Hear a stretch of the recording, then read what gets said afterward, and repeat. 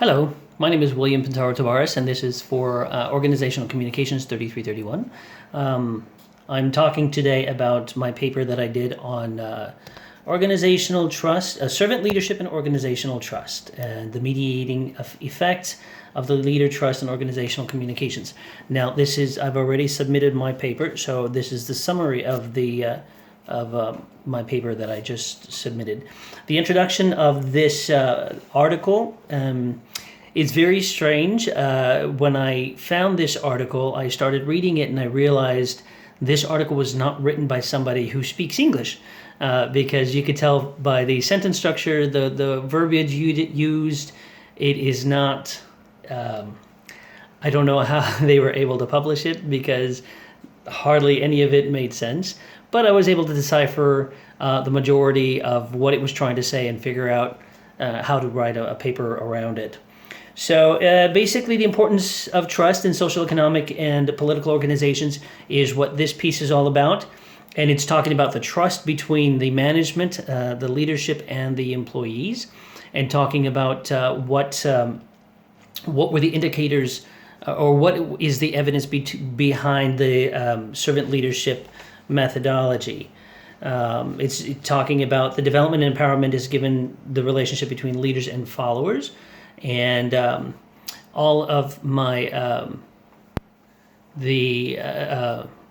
everything is listed on my report bibliography. That's what I'm trying to say.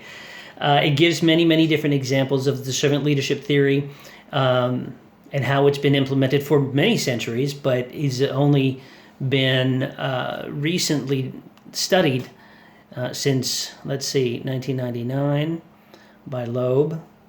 And it states that he insists that people, a person that insisted on his followers' benefits compared to personal benefit. Basically stating that leadership management styles should always consider their employees' benefits and their employees' health and wellness before their own, which is definitely something that I agree with, because a good leader is an example of what a good follower should be. In fact, there's many statements that say to be a good leader, you have to be a good follower, because good leaders come from being good followers. Let's see. The fact that servant leaderships have been supported. Okay, let's see. Okay, the opening is talking about the indicator of servant leadership and main factors influencing that. Let's see. There was a very good comparison between stewardship theory and agency theory, and about a study that was done with Robert K. Greenleaf, and how the opinions. It says Greenleaf's opinion: organizers do not deliver good services to the community. Therefore, servant leadership, servant leadership. I'm telling you, sometimes it's hard to decipher what they're trying to say. Servant leadership theory is based on stewardship theory, and stewardship theory is, I have that on my paper right now. Let's see, stewardship theory. What are you talking about? Stewardship theory is assumed that given the choice between self-serving behavior and pro-organizational behavior, a steward will place higher value on cooperation than defection. This being opposed to the agency theory, which states one person or entity is able to make decisions and or take actions on behalf of or that impact another person's or entity. Stewardship agency theory, or stewardship theory, basically states that you are the steward of the things that you are in control over. So their concerns and their needs are the basic fundamental of your leadership. You have to make sure that your employees and subordinates are taken care of before your needs are. And that's basically what stewardship theory is. Agency, again, is where it's the benefit of the organization above the employees. Let's see.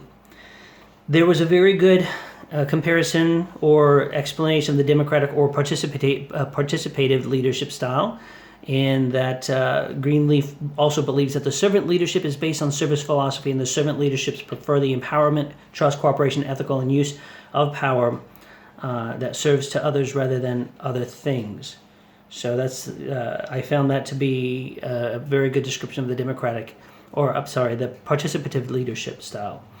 And they also mentioned leadership traits as well.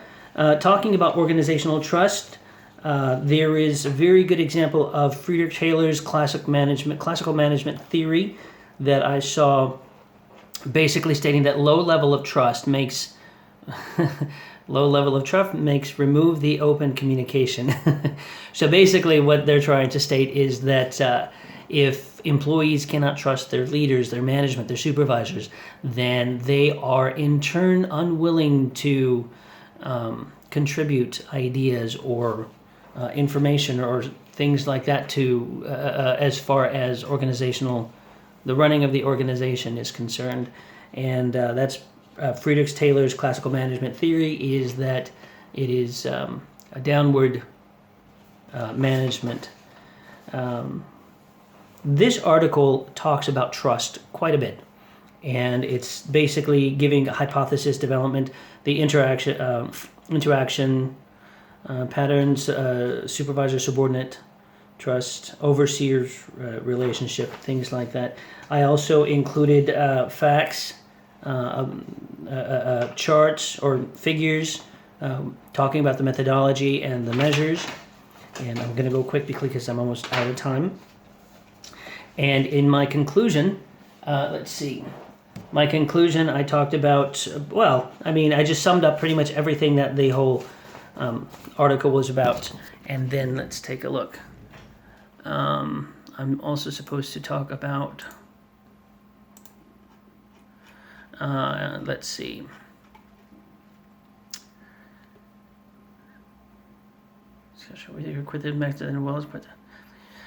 Okay, and how I can personally apply the information, how organizations could apply the information to better organizational effect. Well, I would probably, if I had to choose one theory, it would be the stewardship theory, because as I said prior, the management supervisors and management are the stewards of their employees, their subordinates, and the job that their subordinates are doing. And so in order for an effective company to be able to utilize their employees and their subordinates to the maximum benefit, they have to make sure that their needs are taken care of first. Obviously, income is the biggest derivative of their actions, and then the benefits such as medical benefits, vacation, holidays, work-to-life, work-life, things like that. Anyway, so that is my summary of the article that I reviewed, and I would like to hear yours. Thank you. Have a great day. Goodbye.